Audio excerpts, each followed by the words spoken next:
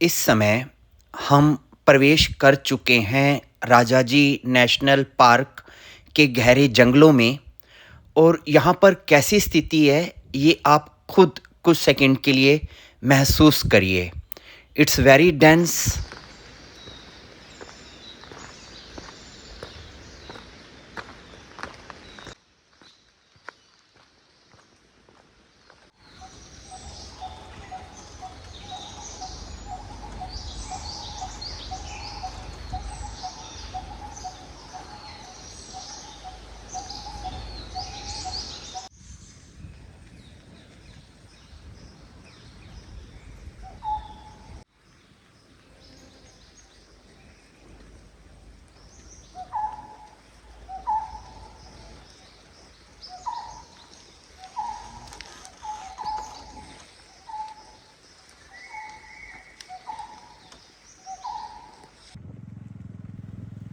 तो देखा आपने कितना वंडरफुल इन्वायरमेंट है यहाँ के फॉरेस्ट का।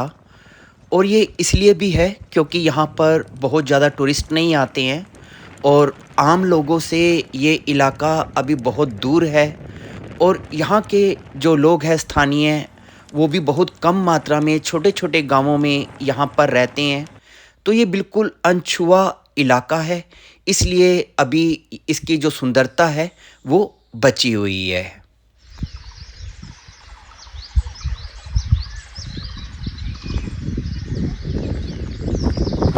इस समय हम घूम रहे हैं उत्तराखंड के पौड़ी गढ़वाल के यमकेश्वर क्षेत्र में, जो अपने आप में बहुत ही ज़्यादा सुंदर है।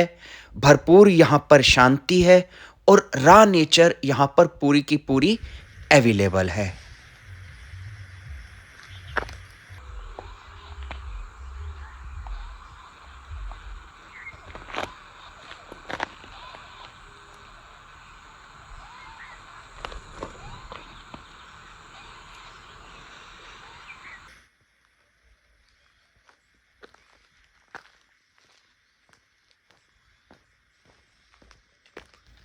तो यदि आप इस एरिया में एंटर करना चाहेंगे तो मैं आपको कहना चाहूँगा, इसका जो एंट्री पॉइंट है, जहाँ हरिद्वार के चिला जंगल की सीमा समाप्त होती है, वहीं से यमकेश्वर क्षेत्र शुरू होता है। यानी कि आपने मेरे पिछले वीडियो में देखा होगा, जो माँ विंध्याचली देवी मंदिर का जो एंट्री पॉइंट है और उसके साथ जो राइट वाली रोड है, उसी रोड से आप अंदर एंटर करेंगे तो आप यमकेश्वर क्षेत्र में पहुंच जाएंगे, जहां की अभी हम यात्रा कर रहे हैं। बहुत ही शांत, पीसफुल और अनटच एरिया है ये। बिल्कुल भी आपको यहाँ पर कोई ट्रैफिक नाम की तो चीज़ ही नहीं मिलेगी, और मुश्किल से कोई एक आधा कभी आपको कोई आता जाता यहाँ पर व्यक्ति नज़र आएगा। और रास्ते में आपको ये छोटा सा एरिया पड़ेगा, कांडा खाल इस जगह का नाम है। तो यदि आप कुछ हल्का फुल्का फूड लेना चाहते हैं, पानी वगैरह कुछ भी डेली नीड्स की चीज़, वो आप यहाँ से ले सकते हैं, क्योंकि यही इस एरिए में कहा जा सकता है कि सबसे बड़ी जगह है, जहाँ पे छोटी सी एक मार्केट है। आप अपनी ज़रूरत का सामान यहाँ से ले सकते हैं। और यदि आप यहाँ पर आते हैं तो यहाँ पर कोई ऐसा टूरिस्ट अट्रैक्शन नहीं है, कोई बड़ी बड़ी यहाँ पर ऐसी चीज़ नहीं है जिसे देखने के लिए आप यहाँ पर आएँ। तो यहाँ पर सिर्फ शांति है, जंगल है, नेचर है। और अगर इन चीज़ों को आप लाइक करते हैं तो ये एरिया आपके लिए है। अब जैसे कि ये देखिए, ये बोधि वृक्ष कितना विशाल और कितनी विशाल इसकी जटाएं हैं। तो ऐसे ऐसे वृक्ष आपको यहाँ पर देखने को मिलेंगे, ऐसे ऐसी नेचर आपको यहाँ पर देखने को मिलेगी। एयर क्वालिटी तो बहुत ही प्योर है यहाँ की, और बर्ड्स की साउंड तो वो तो गजब है। तो ये सब चीज़ों की ही यहाँ पर उपलब्धता है। अगर आप इन चीज़ों को, नेचर यदि आप लवर हैं और एकांत यदि आप पसंद करते हैं, शांति पसंद करते हैं, तो ये जगह आपके लिए है। अदरवाइज़ आप यहाँ पर आकर बोर भी हो सकते हैं। एनीवे, तो ये अ, हमारा कंडा खाल के बाद थोड़ी सी ही दूरी पर आपको ये गांव देखने को मिलेगा, किमसार गांव।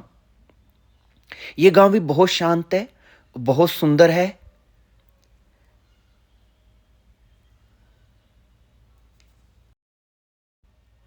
और क्योंकि ये सारा इलाका मुख्य धारा से कटा हुआ है या कहें कि अलग-थलग है, तो आपको यहाँ पर बहुत सारी ऐसी चीज़ें नहीं मिलेंगी जो हमें कॉमनली मिल जाती हैं मेट्रो सिटी में। और तो और यहाँ पर इंटरनेट कनेक्शन भी लिमिटेड मात्रा में ही है। एनीवे, तो अभी हम किमसार में आ चुके हैं एक रिज़ॉर्ट में। ये देखिए इसका दूर से व्यू, बिल्कुल ही शांत लोकेशन में ये बसा हुआ है। ये कॉटेजेज़ हैं पूरी लाइन से। तो आज रात का मैं स्टे यहीं पर करने वाला हूँ और बिल्कुल वीरान सा और बिल्कुल शांत ये रिज़ॉर्ट है। और इतना शांत है कि इसके केयरटेकर को भी ढूँढने में मुझे आधा घंटा लगा और यहाँ कोई नहीं है फ़िलहाल। तो अभी आज मैं अकेला ही यहाँ पर रहने वाला हूँ और इतनी अच्छी लोकेशन में इतना अच्छा रेजिडेंशियल एरिया मिलना भी बहुत लक की बात है। और आपको मैं ये रूम दिखा देता हूँ जहाँ पर आज मैं रुका हूँ। तो यदि कभी आप इस एरिया में आते हैं तो आपको बस यही जगह मिलेगी इस पूरे एरिया में रुकने के लिए, जो थोड़ा फैसिलिटी के साथ है। और ये इस रूम में 2 रूम हैं एक्चुअली। एक लॉबी है, साथ में तीसरा बेड भी पड़ा हुआ है सिंगल, और रेफ्रिजरेटर भी है, टीवी भी है वैसे तो। और ये आपका बेडरूम है और सिर्फ 1000 रुपी इन्होंने मेरे से चार्ज किया है। जो यहाँ के केयर टेकर हैं, बहुत अच्छे नेचर के व्यक्ति हैं वो भी, और इंक्लूड फूड है। ये वॉशरूम है। तो आप यदि चाहें तो इस रूम को बुक कर सकते हैं। फ़ोन नंबर मैं आपको स्क्रीन पे दे रहा हूँ। 1000 रुपीज़ के चार्जेस हैं और एक टाइम का फूड मैंने यहाँ पे लिया था, डिनर। और अपने बेड से ही लेटकर आप पूरा व्यू भी ले सकते हैं बाहर का।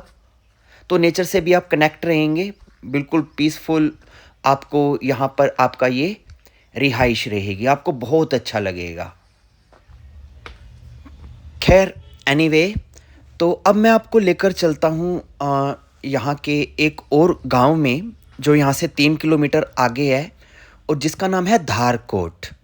तो यदि यहाँ पर आप आते हैं और कोई एक्टिविटी करना चाहते हैं, ट्रैकिंग करना चाहें, तो उसके लिए यहाँ पर आपके पास एक अपॉर्चुनिटी है। तो यहाँ पर एक मंदिर है ऊपर पहाड़ की चोटी पर, जिसे ट्रैक करके जाना होता है और ज़्यादा देर नहीं लगेगी आपको। आप आधे पौने घंटे में ही ट्रैक कंप्लीट कर लेंगे। तो ये हम आ चुके हैं धारकोट गांव में। देखिए कितना सुंदर यहाँ का भी फील है। और इस समय पहले तो मैं कर रहा हूँ यहाँ पर इवनिंग वॉक। और ऐसा सुंदर शाम, इतनी सुहानी शाम मुझे बहुत कम ही देखने को मिलती है, जहाँ पर बिल्कुल शांति भी हो, पीस भी हो, नेचर भी हो और वेदर भी बहुत अच्छा हो। नीचे अभी गर्मी है प्लेन में, लेकिन यहाँ पर आपको ठंडक मिलेगी। इवन रात को आपको फ़ैन चलाने की ज़रूरत नहीं पड़ेगी। तो वेदर भी सूटेबल है। और देखिए कितना सुंदर आप इवनिंग वॉक भी कर सकते हैं यहाँ पर। This is Dharkot village. और साथ ही साइड व्यू भी देखिए कितना सुंदर है।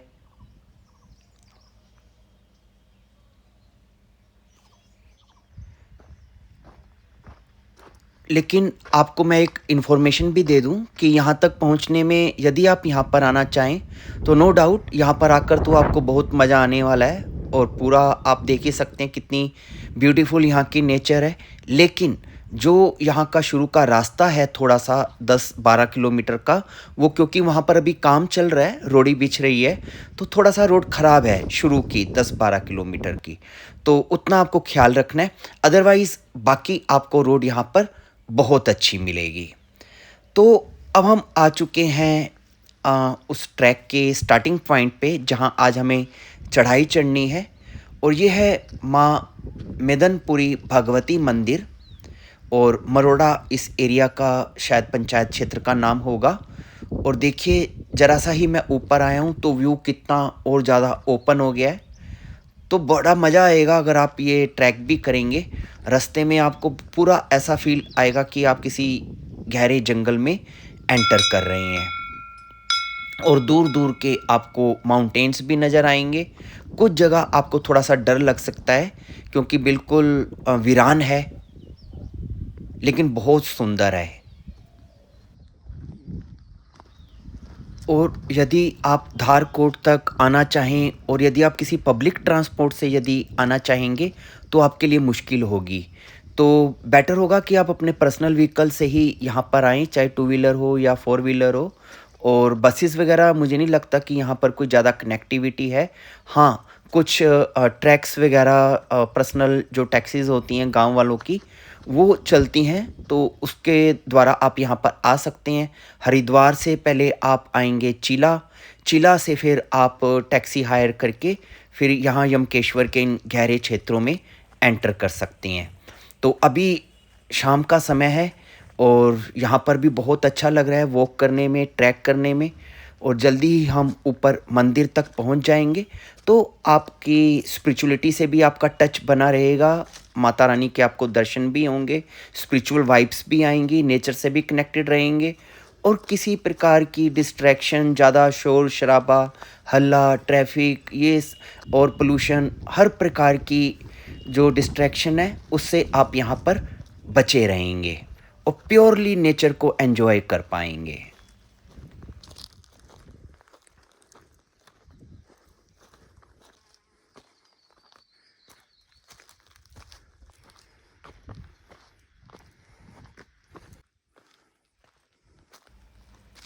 पूरा जंगल का इलाका है ये भी, बिल्कुल सुनसान और बियाबान है, लेकिन यही इसकी सुंदरता भी है। और ये देखिए हमें मंदिर नज़र भी आना शुरू हो गया है, तो ऊपर हम लास्ट पॉइंट पे, पीक पे इस माउंटेन की पहुंचने वाले हैं। और बहुत इजी है ये ट्रैक, बिल्कुल ऐसे स्ट्रेट नहीं जाना आपको, जिग जैग करके स्ट्रेट पाथ बना हुआ है, तो आप इजीली यहाँ तक पहुँच सकते हैं। और ये लीजिए, हम मंदिर के प्रवेश द्वार पर पहुँच चुके हैं, लेकिन गेट पर ताला लगा है, इसका मतलब अभी एंट्री ओपन नहीं है। लेकिन कोई बात नहीं, हम यहीं से बाहर से ही दर्शन करते हैं माता रानी के और आशीर्वाद ग्रहण करते हैं उनका। Very beautiful place. और कुछ समय यहाँ पर बैठने के बाद और आसपास के दृश्यों को देखने के बाद अब धीरे-धीरे हम नीचे उतरना शुरू करते हैं। और आपको मैं बता दूं कि जब आप इस ट्रैक पे आएँगे, तो आते हुए आपको अलग व्यूज़ दिखेंगे और जाते हुए आपको बिल्कुल अलग व्यूज़ नज़र आएँगे। तो आना और जाना दोनों तरफ से ही आपको बहुत अच्छा लगेगा इस ट्रैक पर। ईज़ी ट्रैक है, नेचर से भरा हुआ है, लेकिन अब जैसे कि आप शायद ये देख पा रहे हों, ये तलवार की धार जैसा भी आ जाता है बीच में, दोनों तरफ खाई है और थोड़ी-सी ही रोड है जिस पे आपको वॉक करना है। तो थोड़ा-सा सावधान भी रहेंगे आप, तो बहुत अच्छा रहेगा।